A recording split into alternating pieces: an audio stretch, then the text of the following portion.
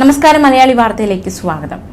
ഗർഭചിത്രം നടത്താൻ രാഹുൽ മാങ്കൂട്ടത്തിൽ MLA നിർബന്ധിച്ച പെൺകുട്ടി, ആ പെൺകുട്ടിയുടെ മൊഴിയെടുക്കുക എന്ന നീക്കത്തിലേക്ക് അന്വേഷണ സംഘം എത്തിയിരിക്കുകയാണ്. ആ പെൺകുട്ടിയുടെ കൂടി മൊഴിയെടുക്കാനാണ് അന്വേഷണ സംഘത്തിന്റെ നിലവിലെ തീരുമാനം. നേരിട്ട് പരാതി നൽകിയിട്ടില്ല പെൺകുട്ടി, എങ്കിലും ഈ അതിജീവിത മൊഴി നൽകും എന്ന് തന്നെയാണ് പ്രത്യേക അന്വേഷണ സംഘത്തിന്റെ നിഗമനം. ലൈംഗിക പരാതി അന്വേഷിക്കുന്ന പ്രത്യേക സംഘം ഇക്കാര്യത്തിൽ നടപടി തുടങ്ങുകയാണ്. രാഹുലിനെതിരെ ആദ്യം ആരോപണം ഉന്നയിച്ച സിനിമാ താരവും മുൻ മാധ്യമ പ്രവർത്തകയുമായ റിനി ആൻ ജോർജ്, ട്രാൻസ് വുമൺ അവന്തിക അടക്കമുള്ളവരിൽ നിന്നും പോലീസ് മൊഴിയെടുക്കും. ആദ്യം പരാതിക്കാരെ മൊഴിയെടുക്കും. നിലവിൽ അതിജീവിതർ നേരിട്ട് പരാതി നൽകിയിട്ടില്ല എന്നതും ഒരു വലിയൊരു വെല്ലുവിളി തന്നെയാണ്. എന്തായാലും കിട്ടിയ പരാതികളെല്ലാം മൂന്നാം കക്ഷികളുടേതാണെന്ന് ക്രൈംബ്രാഞ്ച് അറിയിച്ചു. ശബ്ദ സന്ദേശങ്ങൾ, വാട്സാപ്പ് ചാറ്റുകൾ തുടങ്ങിയവ തെളിവുകളായി വരുന്നുണ്ട്. അതുകൊണ്ട് ക്രൈംബ്രാഞ്ചിന്റെ പ്രത്യേക അന്വേഷണ സംഘത്തിൽ സൈബർ വിദഗ്ധരെയും ഉൾപ്പെടുത്തിയിട്ടുണ്ട്. കഴിഞ്ഞ ദിവസം അന്വേഷണ സംഘം ക്രൈംബ്രാഞ്ച് ആസ്ഥാനത്ത് യോഗം ചേർന്നിരുന്നു. നിലവിൽ 10ലേറെ പരാതികളാണ് രാഹുലിനെതിരെ പോലീസിന് കിട്ടിയിട്ടുള്ളത്. ഇവയെല്ലാം മൂന്നാം കക്ഷികളുടെ പരാതികളാണ്. ഈ അതിജീവിതമാരും നേരിട്ട് പരാതി നൽകിയിട്ടില്ല. എന്തായാലും മൂന്നാം കക്ഷി നൽകിയിട്ടുള്ള ഈ പരാതികളെല്ലാം ക്രൈംബ്രാഞ്ചിന് പോലീസ് കൈമാറിയിട്ടുണ്ട്. രാഹുൽ മാങ്കൂട്ടം MLAക്കെതിരെയുള്ള ആരോപണങ്ങളിൽ പരാതിക്കാരെ കണ്ടെത്താനുള്ള വഴിയിലേക്കാണ് അന്വേഷണ സംഘം ഇപ്പോൾ നടക്കുന്നത്. എന്തായാലും ഇപ്പോൾ ഈ രാഹുലിന് എതിരെ സംസാരിക്കുന്നവരുണ്ടെങ്കിലും രാഹുലിന് അനുകൂലമായി സംസാരിക്കുന്ന നിരവധി പേരുണ്ട്. പ്രത്യേകിച്ച് MM ഹസൻ, അതുപോലെ തന്നെ അടൂർ പ്രകാശ് അടക്കമുള്ളവരൊക്കെ രാഹുൽ മാങ്കൂട്ടത്തിൽ അനുകൂലമായി സംസാരിച്ചിട്ടുണ്ട്. രാഹുൽ മാങ്കൂട്ടത്തിൽ നിയമസഭാ സമ്മേളനത്തിൽ പങ്കെടുക്കുമെന്ന് UDF കൺവീനർ അടൂർ പ്രകാശ്. ഇതിനേക്കാൾ ഗുരുതരമായ ആരോപണങ്ങൾ നേരിടുന്നവർ ഭരണപക്ഷത്തുള്ളപ്പോൾ രാഹുൽ നിയമസഭയിൽ വരാതിരിക്കുന്നത് എന്തിനാണെന്നും അടൂർ പ്രകാശ് ചോദിച്ചു. രാഹുലിനെതിരെയുള്ള ആരോപണങ്ങളിൽ കഴമ്പില്ല എന്നും അദ്ദേഹം പറഞ്ഞു. രാഹുലിന് സംരക്ഷണം ഒരുക്കും. മറുഭാഗത്തുള്ളവർക്കെതിരെയും സമാന ആരോപണമുണ്ട്. അവർക്ക് കിട്ടുന്ന നീതി രാഹുലിന് വേണം. രാഹുൽ നിയമസഭാ സമ്മേളനത്തിൽ പങ്കെടുക്കും. നിയമം എല്ലാവർക്കും ഒരുപോലെയാണ്. രാഹുലിനെ മാത്രം എന്തിനു മാറ്റി നിർത്തണം? രാഹുലിനെതിരെ കേസ് എടുക്കുമ്പോൾ നോക്കാം. CPM അല്ല കോൺഗ്രസിന്റെ കാര്യങ്ങൾ തീരുമാനിക്കുന്നതെന്നും അടൂർ പ്രകാശ് പറഞ്ഞു. അതേസമയം രാഹുൽ മാങ്കൂട്ടത്തിൽ വിഷയത്തിൽ വനിതാ നേതാക്കളെ വിമർശിച്ചിരിക്കുകയാണ് MM ഹസൻ. പാർട്ടി നിലപാടെടുക്കുന്നതിന് മുമ്പ് വനിതാ അംഗങ്ങൾ രംഗത്ത് വന്നത് തെറ്റാണ്. പാർട്ടിയാണ് അന്തിമമായി തീരുമാനമെടുക്കുന്നത്. അത് അവരുടെ വ്യക്തിപരമായ അഭിപ്രായമാണ്. പാർട്ടിയുടെ പ്രാഥമിക അംഗത്വത്തിൽ നിന്ന് പുറത്താക്കി ഒരാളെ സംരക്ഷിക്കുമോ എന്ന ചോദ്യത്തിന് പ്രസക്തിയില്ല എന്നായിരുന്നു MM ഹസന്റെ മറുപടി. എന്തായാലും രാഹുൽ മാങ്കൂട്ടത്തിന് അനുകൂലമായിട്ടും ചില പ്രതികരണങ്ങളൊക്കെ വരുന്നുണ്ട്. പ്രത്യേകിച്ച് ഈ ഒരു ഓൾ കേരള മെൻസ് അസോസിയേഷൻ അടക്കമുള്ളവർ രാഹുലിന് അനുകൂലമായിട്ടാണ് പ്രതികരിച്ചിട്ടുള്ളതും നിലപാട് സ്വീകരിച്ചിട്ടുള്ളതും.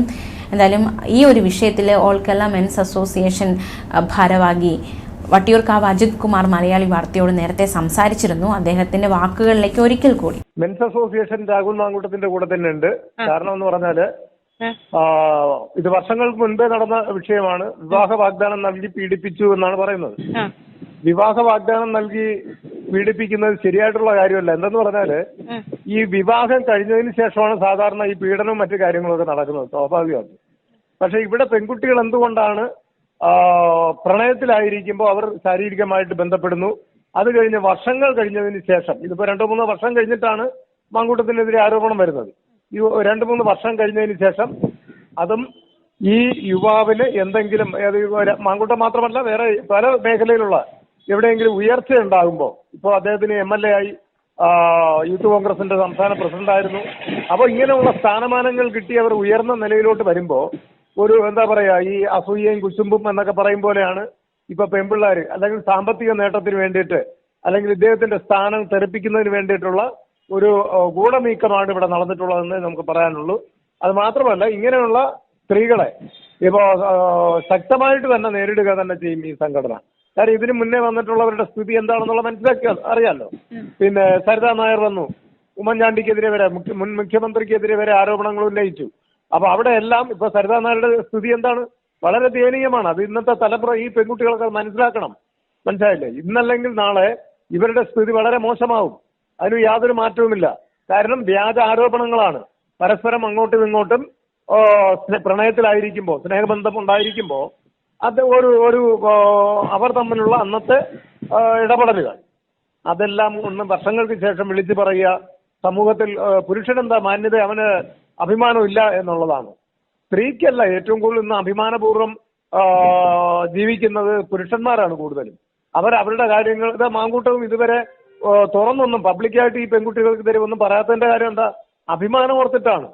ഈ വളരെ ഇവരെ മോശമായിട്ട് എന്തെങ്കിലും പറഞ്ഞ കാര്യം സൗഹൃദത്തിലുണ്ടായിരുന്നതാണ്. ഇപ്പോഴും അദ്ദേഹം പറയുന്നു, ഈ ട്രാൻസ്ജെൻഡർ ആയാലും ശരി, ഈ റിനിയോടായാലും ശരി മറ്റേ ഏത് അവരോടെല്ലാം സൗഹൃദമുണ്ട്, സുഹൃത്താണ് എന്നാണ് മാങ്കൂട്ടം പറയുന്നത്. ഇതേവരെ തള്ളി പറഞ്ഞിട്ടില്ല.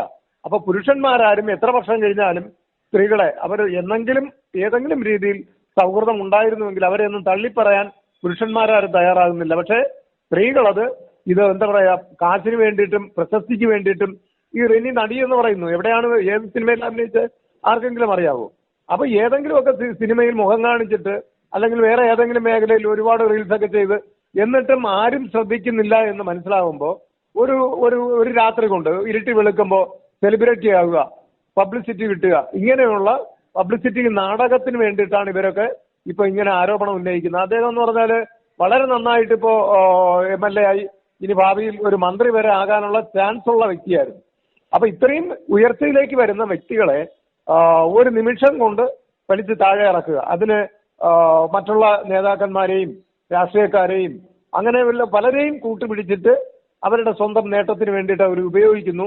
ഇതിപ്പോ നമ്മുടെ പ്രതിപക്ഷ നേതാവ് വരെ നല്ല അടുത്ത ബന്ധമുള്ളൊരു പെൺകുട്ടിയാണ് റിനി എന്ന് പറയുന്നത്.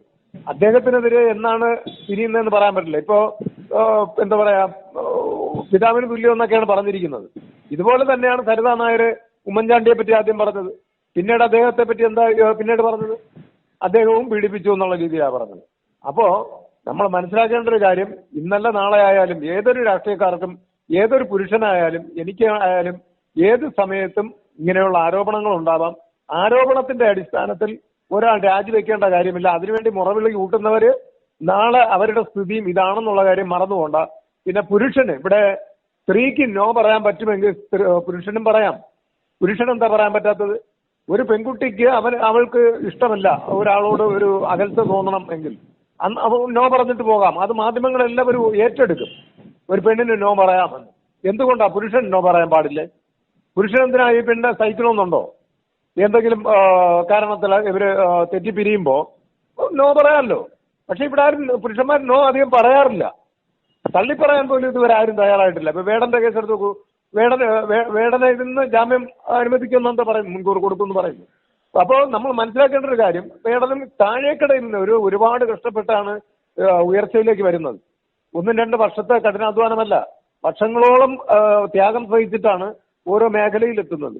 പക്ഷേ ഇവിടെ ഇന്നത്തെ തലമുറയിലെ ഒരു വിഭാഗം, എല്ലാവരും അല്ല, ഒരു വിഭാഗം പെൺകുട്ടികൾ ഒരു ഒറ്റ രാത്രി ഇരുട്ടി വെളുക്കുമ്പോൾ അവർക്ക് സെലിബ്രിറ്റി ആകണം. അതിനു വേണ്ടിയിട്ട് മാധ്യമങ്ങളുടെ മുൻപിൽ വന്ന് ചിരിച്ച് പീഡിപ്പിച്ചു എന്നൊക്കെ പറയുന്നത് തന്നെ ചിരിച്ച് സല്ലപിച്ചാ പറയുന്നത്. അപ്പൊ ഇതൊക്കെ എന്ത് പീഡനമാണ്? അപ്പൊ നമ്മുടെ ഇന്ത്യയിലെ നിയമങ്ങൾ ദുരുപയോഗം ചെയ്യുകയാണ് നിലവിൽ ചെയ്തുകൊണ്ടിരിക്കുന്നത്. ഇതിനൊരു രാഷ്ട്രീയക്കാർ തന്നെയാണ് ഈ നിയമ സംവിധാനങ്ങൾ കൊണ്ടുവരികയും അത് അവർ തന്നെ അനുഭവിക്കുകയാണ് ഇപ്പോൾ. മനസ്സിലായില്ലേ? പക്ഷെ ഇതിനിടയ്ക്ക് സാധാരണക്കാർ ഒരുപാട് പേര് അനുഭവിക്കുന്നുണ്ട്. അത് പുറത്തു വരുന്നില്ല എന്നുള്ളതാണ്.